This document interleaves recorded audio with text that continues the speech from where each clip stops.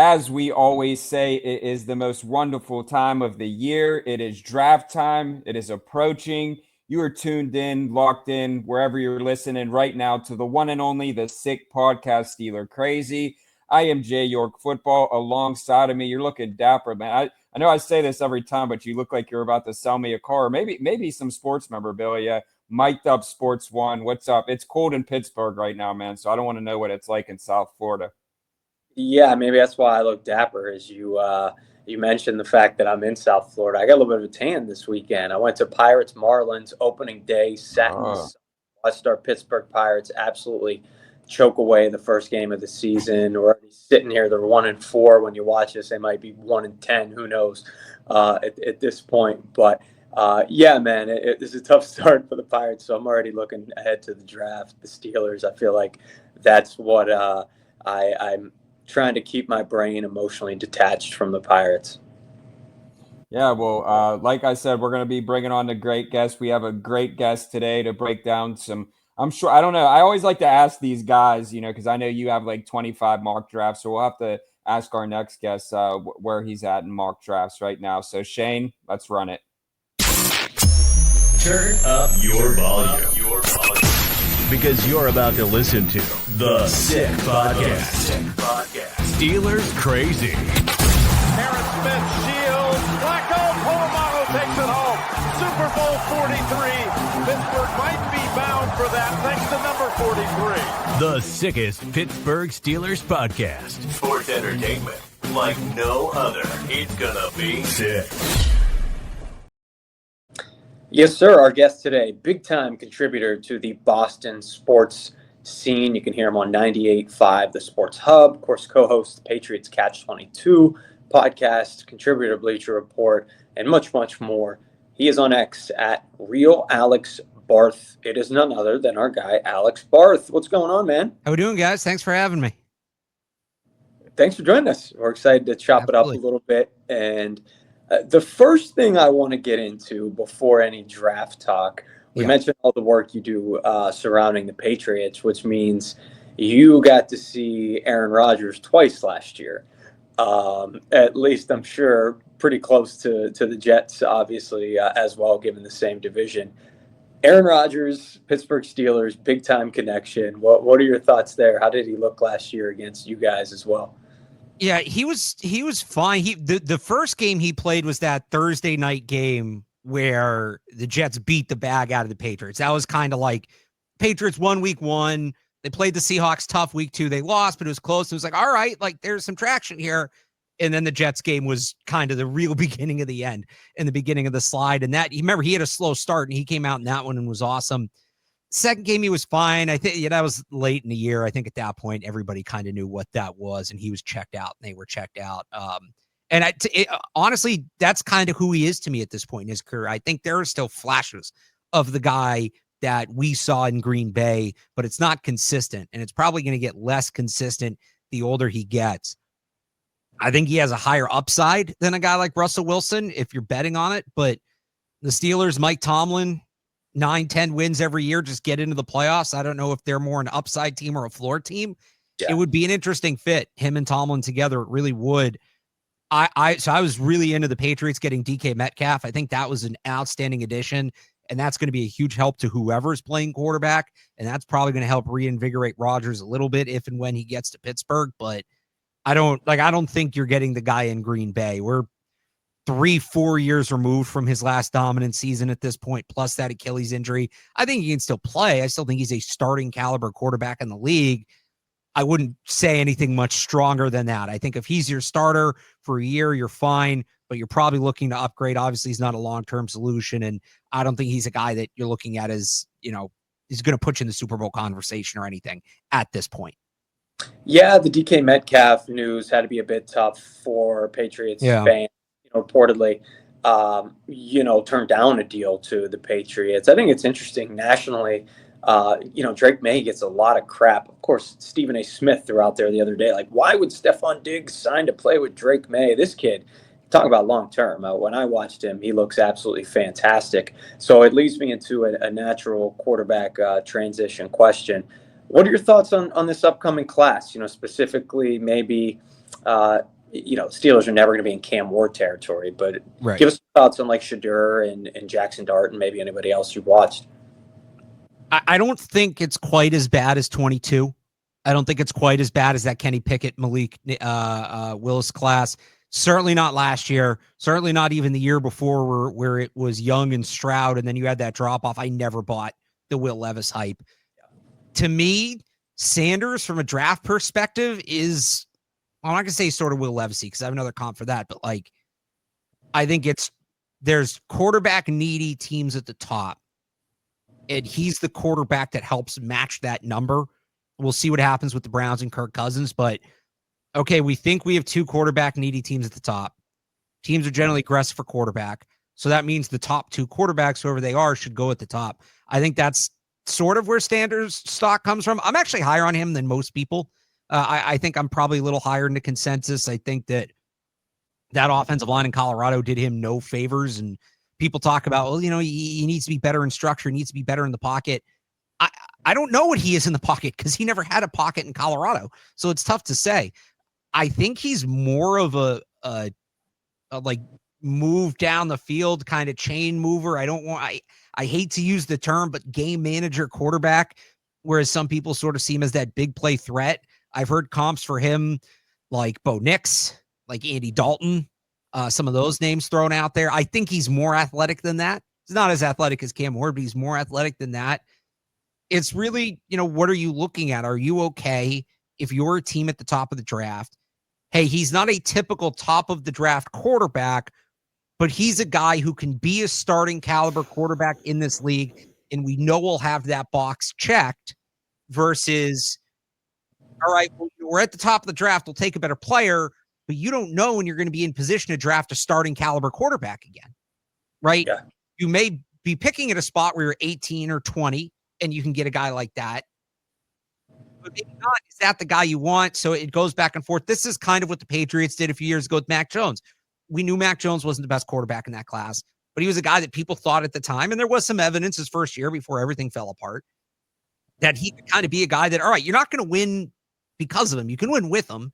You're not going to win because of him. He's not going to be prohibitive for, from you winning until he obviously became that. But just as a prospect, that's sort of how he was viewed. And that's kind of how I look at Sanders. A little higher. I don't want to compare him to Mac Jones, like higher ceiling than that. But all right, we're going to check the quarterback box if we draft Sanders. I think if you're a team, you look at that. We're going to check the box. It's not checked emphatically. He's not going to be in the conversation with Drake May, with Jaden Daniels, with CJ Stroud. But we're not going to be a team that's looking for a quarterback either. Is a team willing to take a guy that kind of has that makeup in the top five? Teams get dumb and desperate and aggressive at the quarterback position. I'm not ruling it out. So I think there's a real chance. But I also, if he falls to the Steelers at 21, it would make a lot of sense too. Good on these teams for being disciplined. I'll believe it when I see it that NFL teams can be disciplined about the quarterback. But that's what I think. And then you asked about Jaxson Dart as well. I don't get it with Jaxson Dart. I don't.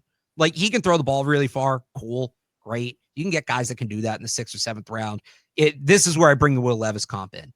That year, and people thought the Patriots might take a quarterback that year, so we were kind of tied into it.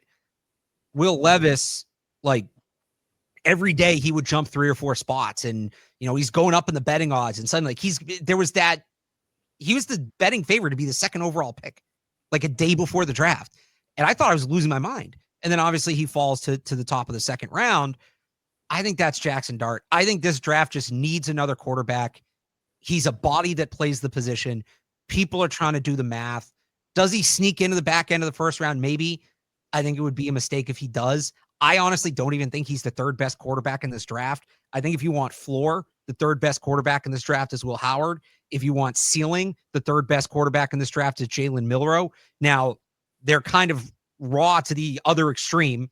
I don't know how much better Will Howard's getting, and Jalen Milroe is very raw, but I would take the floor of Howard or the ceiling of Milroe over, again, Jaxson Dart's kind of big and he throws far, and he played in an electric offense.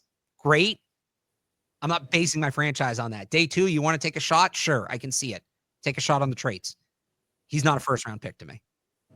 Fair enough. There's been a lot of chatter regarding him in Pittsburgh. He just came in for the pro day and, is in that kind of 21 pick territory. Yeah. least being talked about. All right, I know that Jordan and I took a dive into some of your Patriots mock drafts. We wrote down some names that that I think the Steelers and Patriots could both potentially be interested in to a degree, and wanted to get your thoughts on that. So, Jordan, I'll let you go first if you want to throw some names at them.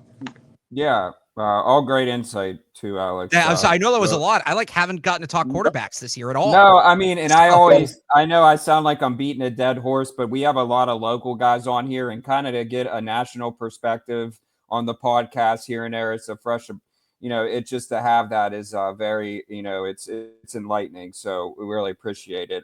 So let's start it. Throw out some running back names. Devin Neal, Kansas. Yeah, I like it. It's a great running back class. He's a guy that most years is probably a top 100 pick. This year, I just think because of the talent above him, maybe he sneaks in the 90s, but runs with a ton of aggression, a ton of power. He's a hard guy to get to the ground. I think he does a good job of picking up rushing lanes. I like his vision. He is, if we're talking about guys who would fit Pittsburgh, that's Steelers running back. That's a guy that runs smart, runs hard, runs people over. Okay. Amarion Hampton, UNC. Yeah, so he's probably going to be the second back off the board. I could see him maybe sneaking into the back end of the first. Do it all back. He can run between tackles. He can run outside. He can catch the football. He's kind of the sum of his parts. Like, he's a guy you're just going to be you're going to be able to ask to do a lot, and he's going to be able to do it. So that's encouraging. Another tough guy to tackle, has really good contact balance. Yeah, I'm a fan of his. People here in New England want to see him reunited with Drake May. I don't know how that's going to happen just because where he's going to go, but I'd love to see it. Yeah. And then before I throw it back to Mike, I actually have a couple. Matthew Golden, Texas. I actually was able to watch him a couple of times this year. Decent wide receiver. Just your thoughts on him. I really like Matthew Golden. I really do. And it's a projection. Right, he doesn't have the production receivers typically have at the top of the draft. He's a very late bloomer, and you're worried about that. But everything he does is so detailed. His route running, the way he gets to the football, makes the catch, things like that. Like, he just looks polished. He looks like a professional receiver. Where's the ceiling? Maybe a little bit on the lower side, but I think if you throw him, he's probably not going to have as he can run all the routes. I don't think you're going to have him be this kind of do-it-all receiver that he was at Texas at times. I think he's probably a hybrid Z slot in the NFL. I'd love to see, like, for the Patriots, run him out of the slot in kind of that old Deion Branch role. I think he'd be a fit there. He'd be interesting with Pittsburgh because they have two big downfield guys on the outside. And if you want somebody in the middle to take care of the middle of the field in the short to intermediate, he'd fit. I wonder, though, because the Steelers have so much speed with Pickens and Metcalf. If you look for more of a technician like an Emeka Egbuka, if he's just a better fit for that room because he's a little more polished, he just has more experience, he has more production. So you're looking at a little bit higher floor, and you don't necessarily. The thing with Golden is he has the speed to keep teams honest deep from the inside, which there's actually a decent amount of in this draft, but there isn't necessarily a ton of. It's not a common thing around the league. The Steelers don't need to be worried about keeping teams honest over the top with the guys they already have. I'd get Emeka Egbuka, throw him in the slot, and if teams are playing too high and protecting over the top against Metcalf and against Pickens, Emeka Egbuka is going to catch 110, 120 passes if he stays healthy because that middle of the field is going to be wide open. Yeah, I like it. Before I throw it back over to Mike, sleepers. Just a couple. Skill player sleepers. Sorry? Skill player sleeper. I don't know if he's still a sleeper at this point. It's Kyle Williams. Like, I was getting ready for the Senior Bowl, and I started watching Kyle Williams. I was like, wow, this guy he gets open at all three levels. He's a threat with the ball. He's clearly smart. He understands coverage and manipulating coverage. And so I'm looking because, sometimes you watch a guy and you don't know, like, all right, what are other people saying? Am I on the right track here? Am I on the right path? Am I going in the right direction? And I'm seeing he's projected, like, one of the consensus big boards I use had him in like the 400s. People were leaving him off like the Senior Bowl roster, like didn't even know he was there. ESPN during the event, ESPN kept cutting away during his reps. It's like, does this guy even exist, or am I imagining this? And so and he had a good Senior Bowl. So I was kind of pounding the table for him. And then, in the last week, he's kind of started to pick up more momentum. And I think people have recognized him now as the potential day 2 pick he is. So I don't know. I might need a new sleeper. Robbie Oates from Alabama, hybrid tight end fullback. That's a deep one. I don't know Robbie Oates, to be honest with you. I don't know where the Steelers are at with the fullback position. They did draft Casey Hayward a couple years ago, right? They brought in Juszczyk for a visit. They did. All right. So he's probably more Patrick Ricard than Kyle Juszczyk. Like, will handle the same assignments, but win differently. 6'3", 270 pounds, insane amount of power, great blocker. He doesn't look out of place with the ball in his hands. He'll be a late day 3 pick, but I am a fan of his. Awesome stuff. And I love that this conversation is relevant to Pittsburgh as well because of the skill player need at both teams, receiver and running back. Obviously, New England will be in the market for both. So New England and Pittsburgh will be in the market for both. So I'll throw a couple more at you before we get you out of here. If you could only take one Ohio State running back, which one would you take? Judkins. And I think I'm in the minority on this, and I like Travion Henderson, but I look at the potential with Quinshon Judkins and the way he moves at that size. He was a glitch in the video game for a reason, right? His ability to evade defenders in the open field with the power he has is so enticing to me. He's not necessarily the receiver that Henderson is. He's not necessarily as polished with some of the technical stuff. If you want a running back to make plays today, probably Travion Henderson. But in 5 years, I think it's close. And then in 5 years, who's the better back? I think it's Judkins. He's probably my third. Yeah, he's my third running back, I think, in this draft. I have him ahead of Caleb Johnson. I like Caleb Johnson. I have him ahead of Caleb Johnson. I have him ahead of Dylan Sampson from Tennessee, who would also be a good Steelers fit. I have him ahead of Scatterbo just because of the age. Quinshon Judkins, definitely.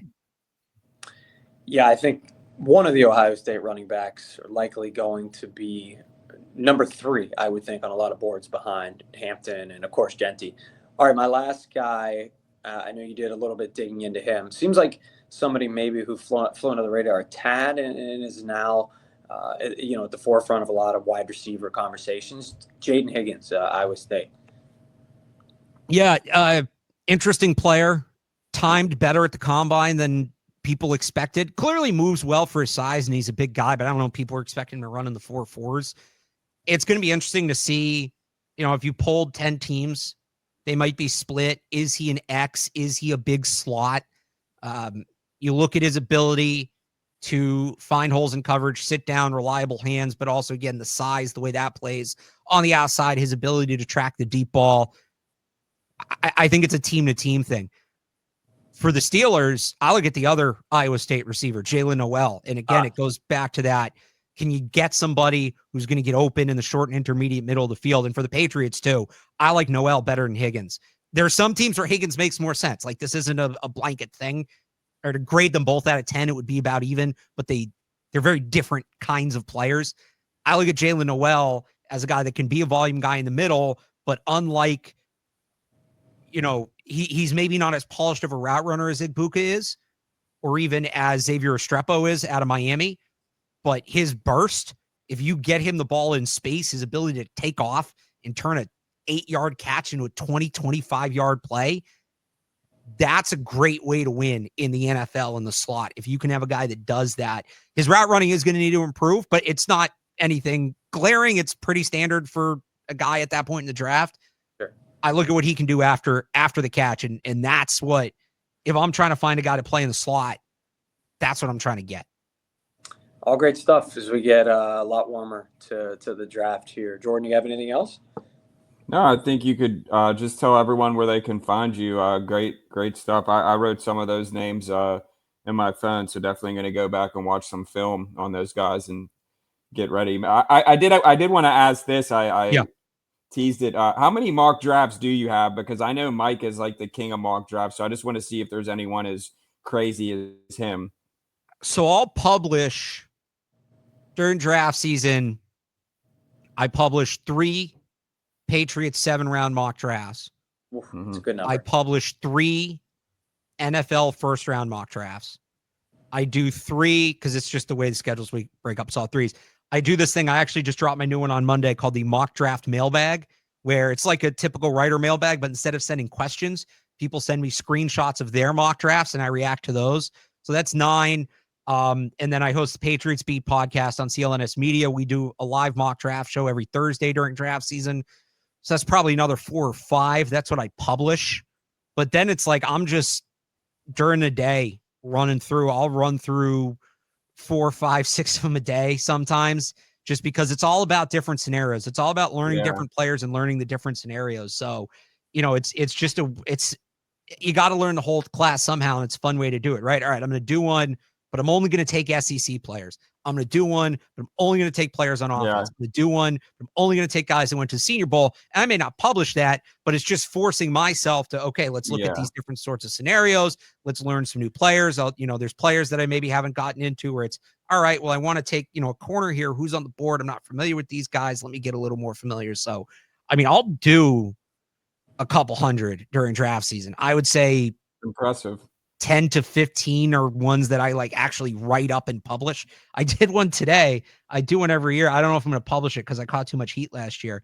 I do one on PFF where, it's like the school logo next to the name, where the logos spell out April Fools. So it's just like, it's just dumb stuff like that. But all, that's my way of going through the class. I'm not somebody who's going to sit down and say, and I know a lot of people do it this way. There's nothing wrong with it. It's just not my process. There's a lot of people who will sit down and say, okay, I'm going to watch all the running backs today. Okay, I'm going to do all the, this week defensive linemen. That's never been my process. It's more, I'm just going to do a bunch of mock drafts and kind of find the players as I go. And usually by the time I get to the end of it, I've got all the players I need studied. Love it. Love to hear it. It's commitment, not addiction. Remember that. Yes, everybody. Absolutely. It's work. It's work. It's the same way, so I'm doing my job at the end of the day. That's all it is. I got one for you guys real quick before I go. Patriots need a kicker. They traditionally take kickers from cold weather schools. Ben Sauls. Should better call Sauls, right? Should I be excited about Ben Sauls potentially being a Patriot? Yeah, he's money. I said time and time again, he'll be kicking on Sundays. He's a beast. Yeah, you'll want him left-footed too, which is always fun. Like a David Akers vibe. I don't think there is a lefty kicker in the. I don't know if there is right now. Kicker. Oh, right. I don't think. I've been pounding the table. Akers, that's a blast.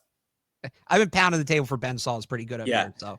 And it's not easy to kick in Acrisure. You're probably aware of that. I actually asked him about that at the combine. So. And Narduzzi would send him out for like 56 yarders casually and right. would drill him. So I would feel really, really good about him. And hopefully that happens. And we could talk about that the next time we have you on. Yeah, for sure. Thanks, man. Right, we really keep up the good work. Yeah, we'll be reading for sure. Thanks for having me, guys. Yeah, you're welcome. Thank you. See you, Alex.